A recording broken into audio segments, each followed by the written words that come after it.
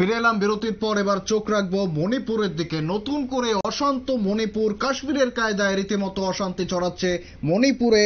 ড্রোনে করে ফেলা হচ্ছে অস্ত্র ও বোমা, বাহিনীর তৎপরতা তুঙ্গে। আবার কেন অশান্তি ছড়াচ্ছে মণিপুরে?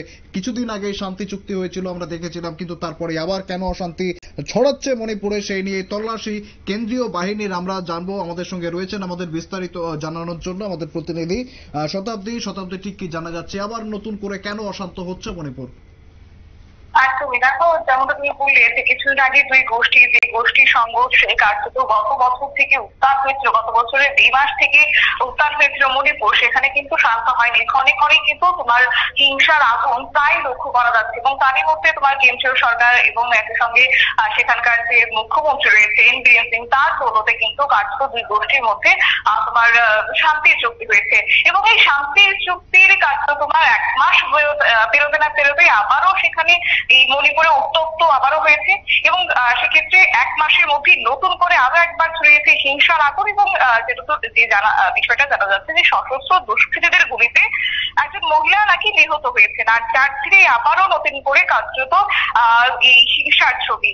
এবং সেক্ষেত্রে আহত ওই মহিলার কন্যা সন্তান সহ কমপক্ষে 9 জন আহত হয়েছেন। এবং তারই মধ্যে এই সংঘর্ষে গুরুত্ব আহত হয়েছেন 2 জন পুলিশ কর্মীও।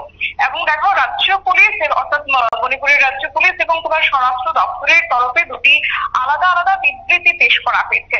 একদিকে তোমার স্বরাষ্ট্র দপ্তরের বিবৃতিতে আরো এক ব্যক্তির মৃত্যু হয়েছে বলে উল্লেখ করা হয়েছে। এবং সংঘর্ষের পেছনে সেখানে নাকি তোমার কুকি জনগোষ্ঠী জড়িত বলে প্রাথমিকভাবে তদন্তে অনুমান করছে পুলিশ।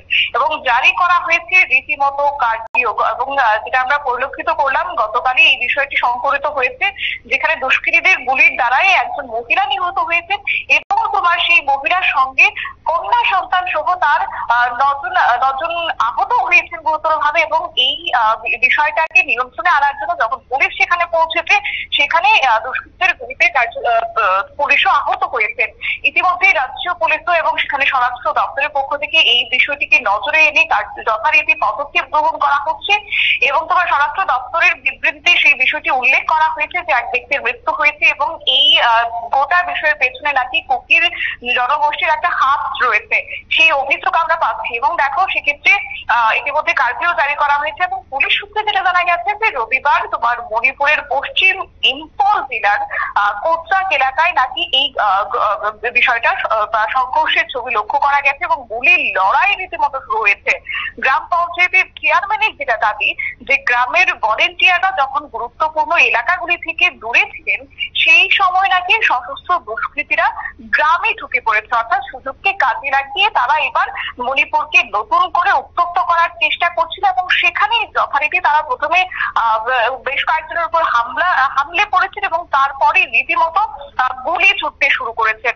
এবং পাশাপাশি তোমার ড্রোন করে নাকি গ্রামে অস্ত্র এবং বোমা ফেলা হচ্ছিল, যে বিষয়টি আমরা জানতে পারছি। এবং গুলির আঘাতে তোমার 33 বছর যে মহিলার মৃত্যু হয়েছে, তার বয়স আনুমানিক 33 বছর বলে ধারণা করা হচ্ছে। এবং আহত তার 13 বছরের মেয়েও। অন্যদিকে দেখো, কিশোরীর ডান হাতে নাকি গুলি লেগেছে এবং পুলিশ সহ মোট 9 জন আহত হয়েছেন, যেটা খবর পাচ্ছি। এবং অর্থাৎ এক কথা বলতে পারে যে নতুন করে অশান্তি ছড়াতে স্থানীয় এবার প্রশাসনের তরফ থেকে পশ্চিম ইম্ফলে এবার যে ভূমিকা গ্রহণ করছে, অর্থাৎ কার্ফিউ কিন্তু জারি করে দেওয়া হয়েছে। মণিপুর সরকারের তরফেও এই ঘটনার তীব্র নিন্দা জানানো হয়েছে এবং অভিযুক্তদের দ্রুত কড়া শাস্তির দাবি দেওয়ার আশ্বাসও দিয়েছেন মণিপুরের মুখ্যমন্ত্রী এন বীরেন সিং। এবং মণিপুর স্বরাষ্ট্র দপ্তরের বিবৃতিতে যেটা জানানো হয়েছে যে কুকি দুষ্কৃতীরা ড্রোনের মাধ্যমে বোমা এবং অস্ত্র ফেলছিল রীতিমতো। সেই ঘটনাকে কেন্দ্র করেই সংঘর্ষ শুরু হয় এবং এই সংঘর্ষের জেরে কার্যত 2 দিনে একেবারে উত্তপ্ত হয়ে উঠে পড়েছে মণিপুর। মৃত্যু হয়েছে, আহত হয়েছে একাধিক। এবং তোমার কিছুক্ষণ আগে আমরা একটি বিষয় দেখছিলাম যে মণিপুরের পুলিশের পক্ষ থেকে একটি বিষয় জানানো হচ্ছে, তারা এক্সচেঞ্জে যথারীতি পোস্ট করেছেন এবং সেখানে পোস্ট করে জানানো হয়েছে যে যুদ্ধে ব্যবহৃত ড্রোন এবং বোমা ফেলা হচ্ছিল নিরাপত্তা বাহিনী এবং সাধারণ মানুষের উপর তোমার হামলা চালানোর জন্যই নাকি এই অস্ত্র শস্ত্র হয়েছিল, যেটা পুলিশ ইতিমধ্যেই তাদের নিজেদের এক্স হ্যান্ডেলে বিষয়টা জানিয়েছেন। দেখো, একটি বিষয় না বললেই নয় যে 2023 সালের মে মাস থেকে কিন্তু উত্তপ্ত হয়েছে মণিপুর, যেটা শুরুতেই আমি বলেছিলাম।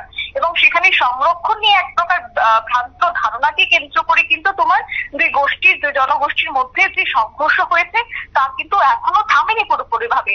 অর্থাৎ পুলিশ আজকের দিনে দাঁড়িয়ে যে বিষয়টা তুলে ধরেছে, যেখানে আরো এক জনগোষ্ঠী জড়িত রয়েছে এই ঘটনার পরিপ্রেক্ষিতে, তাহলে তাদের যে এই যে শান্তি চুক্তি হয়েছে তার মাহাত্ম্যটা কোথায় গিয়ে ঠেকলো, এটা কিন্তু আজকের দিনে দাঁড়িয়ে হয়তো বা স্পষ্ট হয়েছে। এবং গত মাসে এই দুই জনগোষ্ঠীর মধ্যে শান্তির চুক্তি হওয়ার পরও তারপরও একের পর এক সংঘর্ষ, ইতিমধ্যেই তোমার মণিপুর থেকে অশান্তির ছবি এখনো কিন্তু তোমার থামেনি সেই জায়গায়, বা স্বাভাবিক হয়নি পরিস্থিতি। কবে স্বাভাবিক হবে এই নিয়ে কিন্তু এক প্রকার আতঙ্কে রয়েছে মণিপুরবাসী। তবে যাই হোক, পুলিশের পক্ষ থেকে যেটা জানানো হয়েছে তারা কিন্তু রীতিমতো বিষয়টা দেখছেন এবং কোন কারণে এই আবারও ফের একবার এখানে হিংসা চালানোর চেষ্টা করছেন এই জনগোষ্ঠীরা, সেটা কিন্তু আবারও প্রশ্নের মুখে। কিন্তু পুলিশ আপাতত বিষয়টা দেখছে, ইতিমধ্যে যেহেতু কার্ফিউ জারি করা হয়েছে এবং সেক্ষেত্রে কিন্তু বিষয়টাকে নিয়ন্ত্রণে আনানোর স্বাভাবিকভাবে চেষ্টা করছে মণিপুর প্রশাসনও। শুভেন্দু, একেবারে ধন্যবাদ শতাব্দী। আমাদের প্রতিনিধি একদম বিস্তারিত তুলে ধরছিল সেই খবর যেটা মণিপুর থেকে উঠে আসছে। আবারও নতুন করে উত্তপ্ত হচ্ছে মণিপুর। ইতিমধ্যেই প্রাণ হারিয়েছেন বেশ কয়েকজন এবং পাশাপাশি আহতও হয়েছেন অনেকে। তবে প্রশ্ন যেটা আসছে, এই অত্যাধুনিক অস্ত্র শস্ত্র তারা পাচ্ছে কোথা থেকে? তাহলে কি এর পিছনে অন্য কোনো ষড়যন্ত্র রয়েছে? মণিপুরকে অশান্ত করার পিছনে কি অন্য কোনো শক্তি রয়েছে এবং কোনো ষড়যন্ত্র চক্রান্ত কি হচ্ছে? এই অত্যাধুনিক অস্ত্র তারা পেল কোথা থেকে? এই প্রশ্ন কিন্তু থাকছে। ফিরে আসছে একটি বিরতির পর, সঙ্গে থাকুন।